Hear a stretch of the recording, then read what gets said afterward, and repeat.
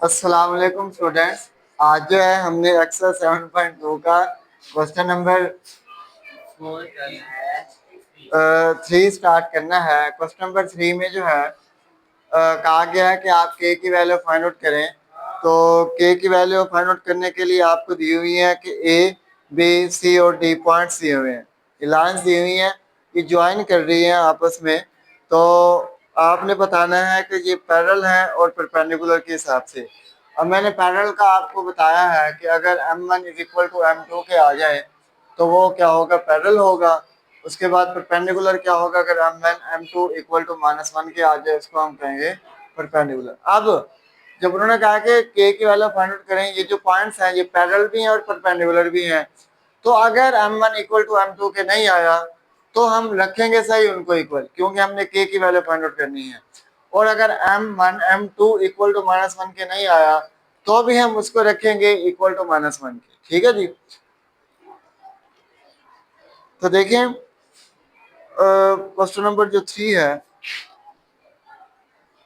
Class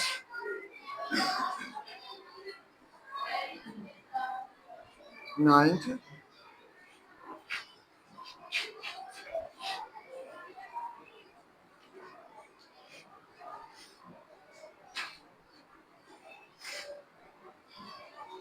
chapter कौन सा है जी? 7 और एक्सरसाइज है हमारे पास 7.2 क्वेश्चन नंबर 3। ठीक है जी। क्वेश्चन नंबर जो 3 है इसमें आपको 4 पॉइंट्स दिए हुए हैं। एक ए इंटू क्या दिया हुआ है,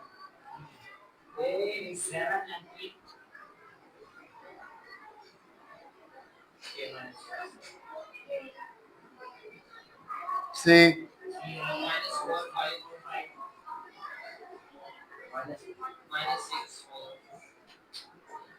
ठीक है, पॉइंट सारे -6 और अच्छा डी क्या है, ठीक है। अब हम क्या निकालेंगे, स्लोप ऑफ निकालेंगे।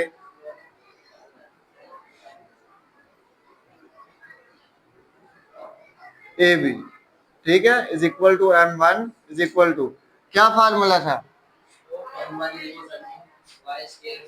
y2 minus y1 divided by x2 minus x1। तो ये हो जाएगा y2 minus y1 divided bye x1। तो y2 क्या है, k है, -7 डिवाइडेड बाय y2 तो -1 -3 डिवाइडेड बाय k -7। ठीक है। तो इज इक्वल टू हो जाएगा -4 डिवाइडेड बाय k -7। ठीक है। ये आ गया m1, समझ आ गया। क्यों है? पिछले सवाल किए थे स्लोप वाले, वो नहीं आए थे, आ गए थे, वही तो है। y2 ये है -1 और y1 ये है 3। बस नीचे दोबारा x2 k है, x1 हमारे पास 7। स्लोप ऑफ m नाम देंगे ना, दो स्लोप निकालनी, स्लोप डिनोट करता है m। ठीक है, हाँ जी। अब स्लोप ऑफ m2 निकालें।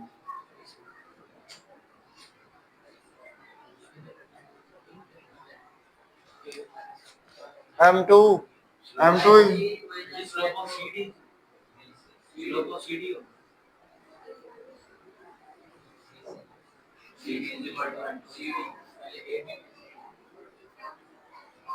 ठीक है। तो इज इक्वल टू m2, ये क्या हो जाएगा, इसको भी वही formula y2 minus y1 divided by x2 minus x1। तो इधर इसमें सी में y2 हमारे पास कौन सा है, 4 है, 4 हो जाएगा, माइनस y1 क्या है डिवाइडेड बाय x2 क्या है और प्लस इज इक्वल टू ये हो जाएगा -1 डिवाइडेड बाय ये -2। तो माइनस माइनस से कैंसिल, और m2 जो है आपके पास क्या आ जाएगा, 1 डिवाइडेड बाय 2 हो जाएगा। ठीक है जी। अब हम पैरेलल से भी परपेंडिकुलर से भी के की वैल्यू फाइंड आउट करते हैं। ठीक है जी।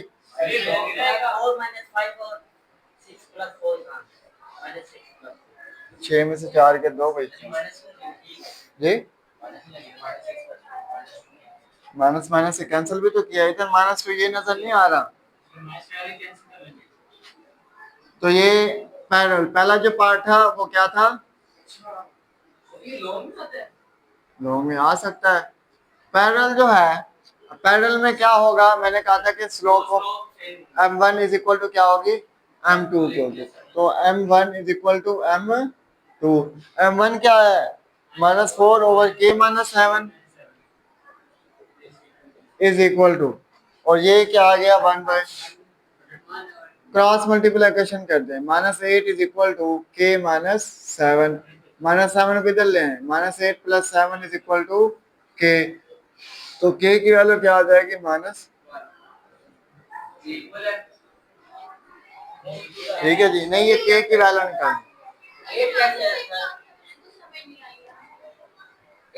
ये क्रॉस मल्टीप्लिकेशन किया है ना, तो 2 4 से मल्टीप्लाई 8 और k -7 1 से मल्टीप्लाई हुआ तो k -7 ऐसे आ जाएगा। हमें k की वैल्यू चाहिए तो k इज इक्वल टू -1 है। ठीक है। अब हमने परपेंडिकुलर के हिसाब से फाइंड आउट करना है। परपेंडिकुलर के हिसाब से कैसे, ये परपेंडिकुलर,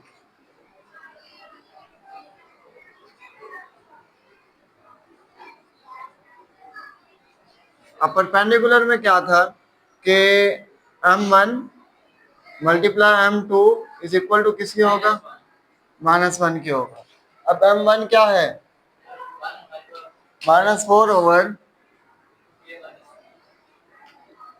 और m2 क्या दिया हुआ है, 1 डिवाइडेड बाय 2 दिया हुआ है।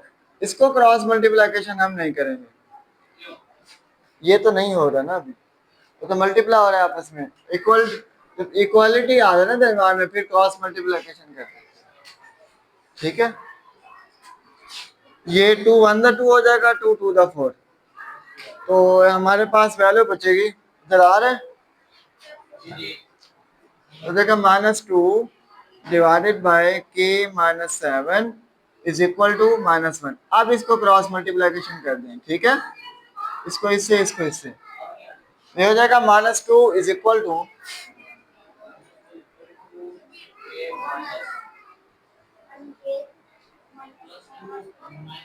-k + 7, -k को इस तरफ ले आए, 2 को तो ले जाए, k इज इक्वल टू 7 + 2, तो k की वैल्यू क्या आ जाएगी हमारे पास। अगर ये पैरेलल होगा तो m की वैल्यू है हमारे पास -1, सॉरी k की, अगर परपेंडिकुलर होगा तो k की वैल्यू क्या है, 9। ओके, ये आपका तीसरा पार्ट मुकम्मल हुआ। ठीक है, तीसरा सवाल मुकम्मल हुआ।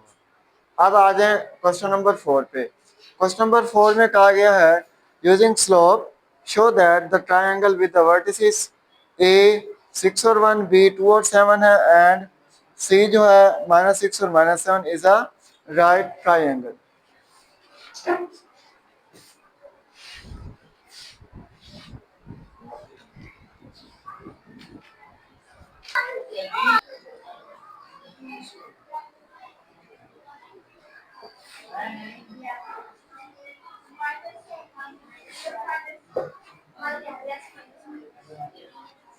ये देखें बेटा, क्वेश्चन नंबर जो 4 है, करेंगे using slope show that the triangle with its vertices a 6 और 1 है, b 2 7 है, and c -6 -7 is a right triangle. ये क्या है, राइट ट्रायंगल हैं, तो ये शो कराना है।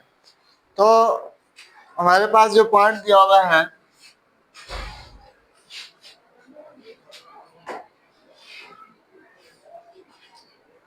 a 6 1 है, b जो है वो दिया हुआ है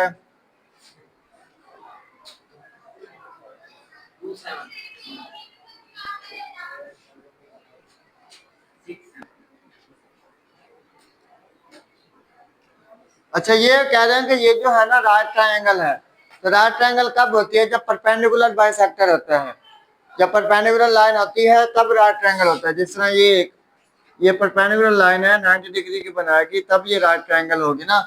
तो इसका मतलब हमने जो है ना स्लोप जो निकालनी है उससे परपेंडिकुलर रखना है कि अगर इक्वल टू -1 के आ गया तो ये राइट ट्रायंगल है, अगर ना आया तो ये राइट ट्रायंगल नहीं है।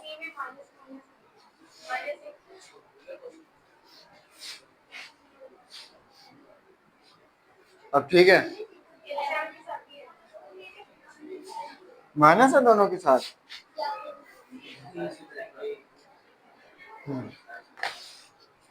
जी अब आप निकाल लें slope of A B is equal to m1 is equal to y2 minus y1 divided by x2 minus x1। तो y2 क्या है? 7 minus 1 divided by 2 minus 6 is equal to क्या आ जाएगा? 2 3 दा 6 2 2 दा 4 is equal to -3 divided by 2। ये तो आ गया m1। अब हमने निकालना है m2। माइनस है सही, दोनों के साथ होता है, इधर आ जाता है। आप परेशान बहुत होते हैं, एक चीज इधर हो जाए ना, जिस जिस चीज से वैल्यू पे कोई फर्क ना पड़े ना मैं वो लगा लेता हूँ ऐसे, आप समझ जाया करें। ठीक है, तो अब क्या होगा? ये वही कर लें आपको, या इसको वही कर लें, क्या कहते हैं, y3 minus y2 divided by x3 minus x2। ठीक है, y3 क्या है? -7 -2 डिवाइडेड बाय क्या होगा? x3 माइनस x2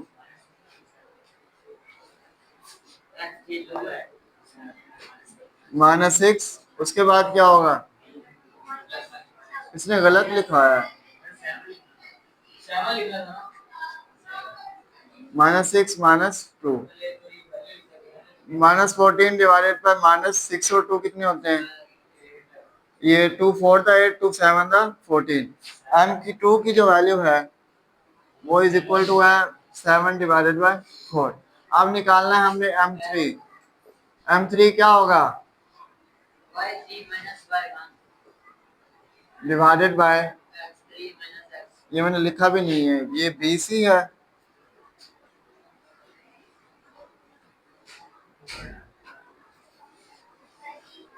ये क्या है? ये A और C है। ठीक है, AC क्या है? m3 is equal to y3 minus y1 divided by x3 minus x1। तो इज इक्वल टू y3 क्या दिया हुआ है? -7 -1 डिवाइडेड बाय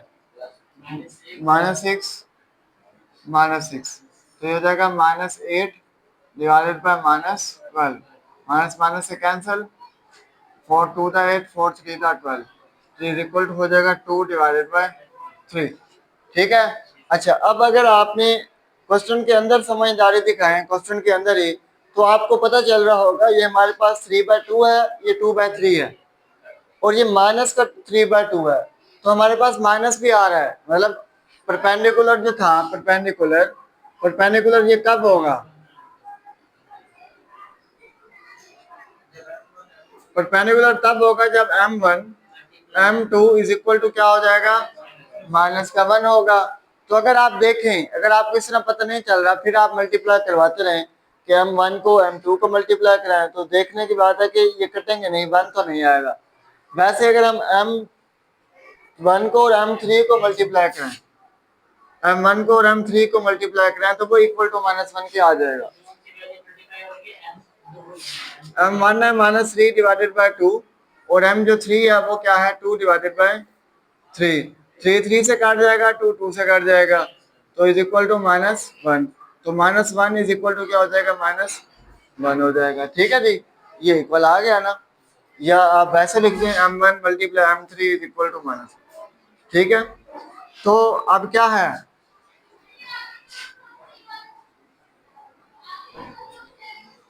तो हमारे पास परपेंडिकुलर कौन सी स्लोप है?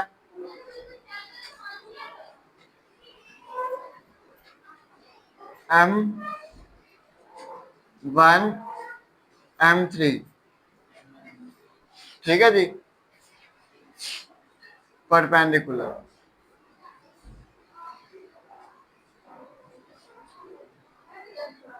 एट वर्टेक्स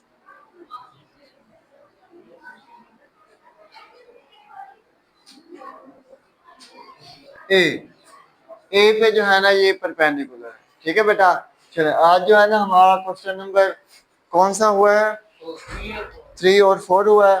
कल जो है हम क्वेश्चन नंबर 5 से स्टार्ट करेंगे। आज के लिए बेटा इतना ही। अल्लाह हाफिज।